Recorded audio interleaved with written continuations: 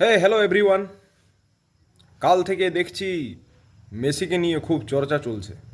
মানুষ নাকি মেসিকে দেখতে পায়নি, আর তার জন্য পলিটিশিয়ানদের দোষ আছে। প্রথমে আমি বলি, যারা দেখতে পায়নি তারা হয়তো চোখে অন্ধ। কারণ আমি একদম বড় বড় দেখতে পাচ্ছিলাম সব কিছু। মেসিকে পুরো স্পষ্ট দেখতে পাচ্ছিলাম এবিপি আনন্দে।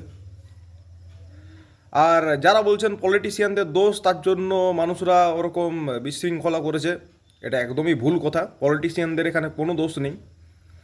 আপনারা এই পোস্টারটা দেখুন, মেসি ফুটবলের ভগবানের সমান।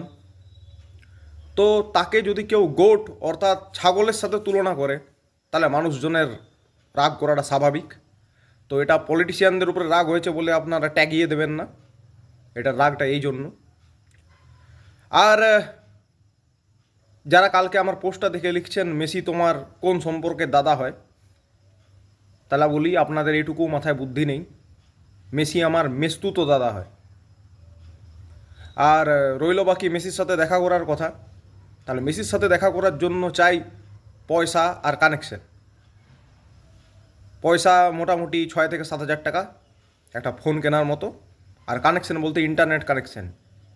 গুগল জেমিনাইতে যান, নিজে মেসির সাথে একটা ছবি এডিট করে নিন। তার জন্য মার যায় এরা, শুধু শুধু পলিটিশিয়ানদের দোষ দেয়। ধ্যার, সব বাংলা বিরোধী। নমস্কার।